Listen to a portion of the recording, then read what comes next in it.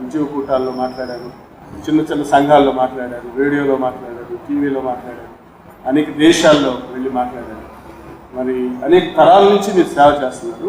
ముందున్న తరాల్లో పరిచయం చేయటముకు ఇప్పుడున్న సేవ చేయడానికి చాలా తేడా ఉందండి. అంటే ఈజీ మెథడ్స్ ఇప్పుడున్న మీడియా ఉంది, ఇప్పుడు టీవీ ఉంది. ఇంతకుముందు ఒక మీటింగ్ వెళ్ళాలంటే మనం ఒక ఊరు బస్సులో వెళ్ళి, లారీలో వెళ్ళి, ఆ ఊర్లోకి వెళ్ళి మీటింగ్ పెట్టాలి. ఇప్పుడు టీవీ ద్వారా వారి ఇళ్లలోనికి మనం వెళ్ళిపోతున్నాం.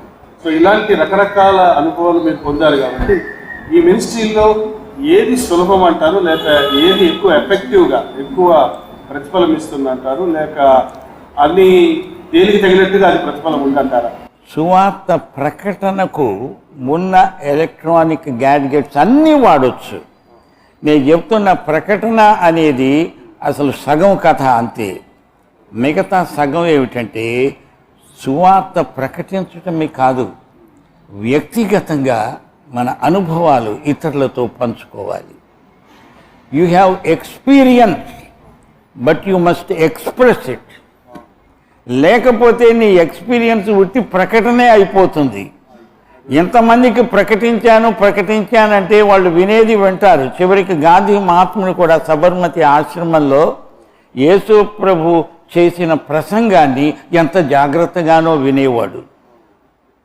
స్టాన్లీ జోన్స్ ఒకసారి ఆయనకు ఉత్తరం రాస్తూ, గాంధీజీ నీవు యేసు చేసిన ప్రసంగాన్ని పట్టుకున్నావు కానీ ప్రసంగం చేసిన యేసుని ఎక్కడ పెట్టావయ్యా అని అడిగాడు. ఈ రోజున మన దేశంలో సువార్త ప్రకటన ప్రాబ్లం కాదు, ఎలక్ట్రానిక్ మీడియా వచ్చేసింది, ప్రకటిస్తున్నాము. ఎక్కడ దెబ్బతింటున్నామంటే మన ఎక్స్పీరియన్స్ను ఎక్స్ప్రెస్ చేయలేకపోతున్నాము పర్సనల్గా. ఈ రోజున కంప్యూటర్లు వచ్చిన తర్వాత మనుషులకు విలువ ఉన్నట్టు కనపడటంలే, ఈజీగా కమ్యూనికేషన్ వెళ్ళిపోతుంది. అది మంచిదే, కానీ టైం తీసుకొని కూర్చొని ప్రార్థించి మాట్లాడి పరామర్శించే రోజులు పోయాయి.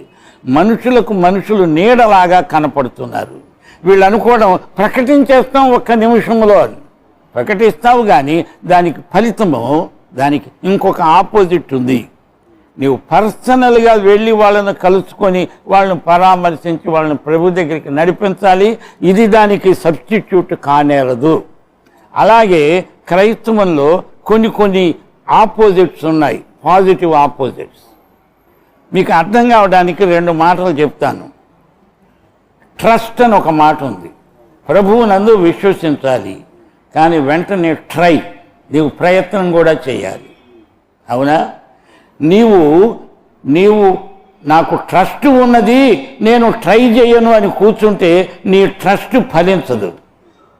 సువార్త ప్రకటించమన్నాడు కాబట్టి ప్రకటించా, చేతులు కడుక్కుంటా అంటే చివరికి దేవుడు ఈ కంప్యూటర్లకు సన్మానం చేయాల్సి వస్తుంది అంతే, నీకు కాదు. ఓ కంప్యూటర్ ఎంత గొప్ప పని చేశాది అని.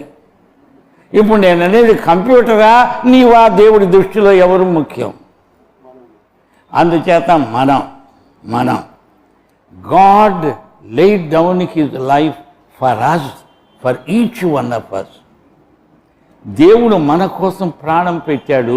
ఒక మాట చెప్పి ముగిస్తా. అదేంటంటే యోహాను సువార్త 3:16 ఉంది కదా, మొదటి యోహాను 3:16 కూడా దానితో జత చేయండి. లేకపోతే మొదటి యోహాను 3:16 గనక యోహాను 3:16తో నీవు గనక క్లబ్ చేయకపోతే అది ఫలించదు. అది ఏమనుందంటే దేవుడు శిలువ మీద యేసు ప్రభు తన ప్రాణం పెట్టాడు గనక నీవు కూడా నీ సహోదరుని కోసము ప్రాణము పెట్టడానికి బద్ధుడిపోయి ఉన్నావని ఉంది. మనోళ్ళు అది వదిలేశారు. సహోదరుడి కోసం సహోదరుడు ప్రాణం పెట్టడం కాదు, సహోదరుడు ఏడిపించడం మొదలైంది ఈ మధ్య. ఇక నీదే డినామినేషను, నీకు నాకు సావాసం లేదు. నీవు ఎవరివో నేనెవరినో, నీ సంఘమేదో నా సంఘమేదో, నీ డినామినేషన్ ఏదో నా డినామినేషన్ ఏదో అంటే డినామినేషన్లు తప్పనే చెప్పడం లేదు. డినామినేషనలిజం ఈజ్ సిన్. శాఖ మనస్తత్వం అది పోతేనే కానీ మన దేశమంతా ఒకటి కావాలంటే దేవుని బిడ్డలందరూ ఒకటి కావాలి. దేవుని బిడ్డలందరూ ఒకటి కాకపోతే మన దేశము ఒకటి కాదు. ప్రాంతీయ భేదాలు ఎక్కువ అవుతాయి, ప్రేమ తక్కువైపోతుంది, అక్రమము విస్తరిస్తుంది. కారణం ఎవరంటే క్రైస్తవులే.